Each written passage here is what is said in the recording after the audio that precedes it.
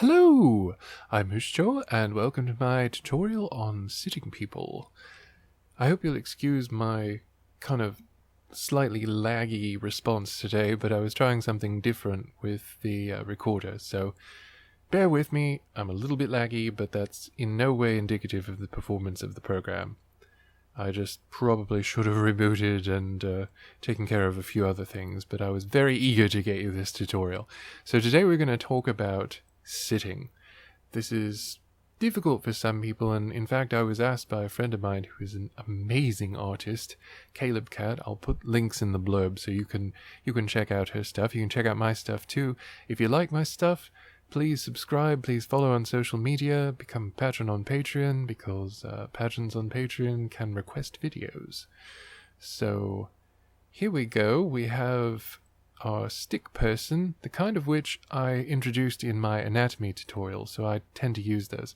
We've got, in a sitting position, we got the forearms may look a bit short to you, but that's because I'm doing the foreshortening, which, look it up if you don't understand it. Foreshortening is going to be used a lot in this tutorial. It basically means that things look different if you're looking at them straight on, so things may look like they're shorter, when in reality it's just that it's positioned in a way where a part is coming towards you. So I'm going to flesh out the body of this guy, and it's going to look really weird.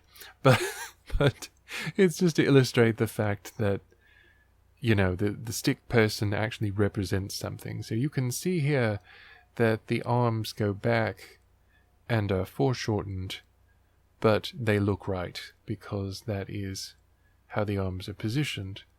There he's got some nice pec definition with his smiley face.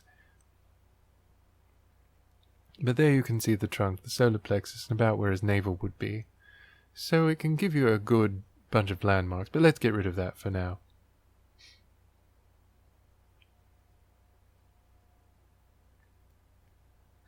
Essentially, when you're sitting, the best thing to do is to have an idea of where the character's limbs fall. And to do this, it may be easier to look at someone from the side. If you have someone and a chair, you can probably learn a lot about how someone sits and how to draw them. It's important to relate the body to the chair. People all sit differently. How you sit can tell a lot about you, and how you depict a character sitting can tell a lot about that character. But when you're doing three-dimensional sitting with a chair like this, make sure you've got everything on the same plane. So one foot will be directly in front, or might be directly in front, of one set of legs, while the other will be in front of the other. This can help you even if you want to go like from the floor up and meet at the knee. You know, go from the hips, go from the floor, meet at the knee, and evolve it like that. Just make sure you get the legs long enough overall. I'll do a leg here. Well, I'll do a whole lower half here with the foreshortening concept evolved a little bit for you. I would still recommend looking into it though.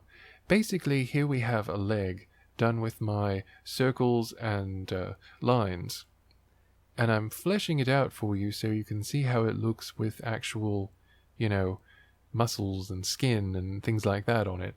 So it has an actual form now, and you can see that there is a leg. You don't see the full thigh at the full length as it would be if you were looking from the side.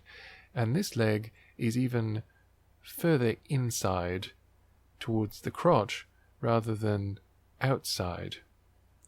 So I've made my knee there. We've got a thigh, we've got a calf here. And of course, it probably goes without saying for most people, but if you haven't thought about it, think about people's crotches. I know this sounds funny, but think about the fact that there is actually something there. So the way that a person sits can be affected by what is there between their legs. Men and women also tend to have very different hip structures, so take that into consideration as well. Now you can do a lot of different poses with sitting.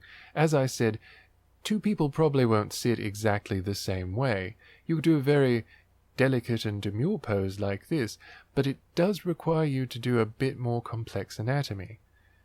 It should be no problem, though, if you use my little circles and lines thing.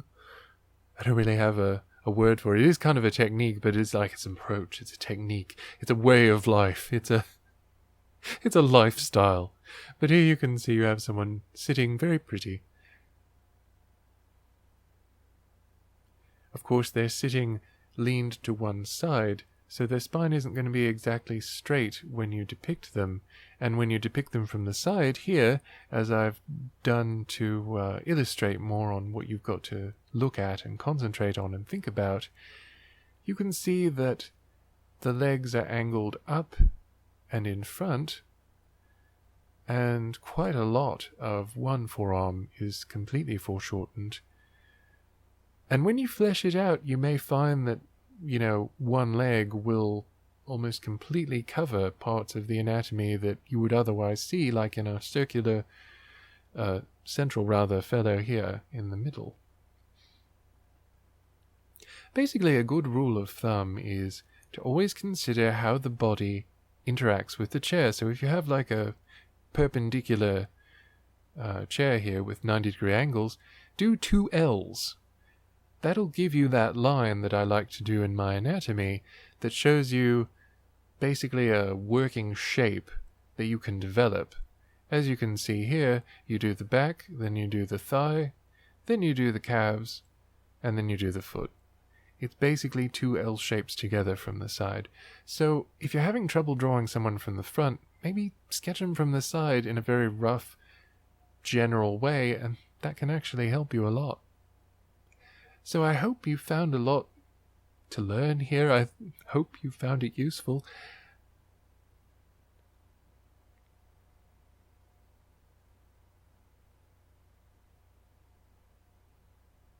And thank you.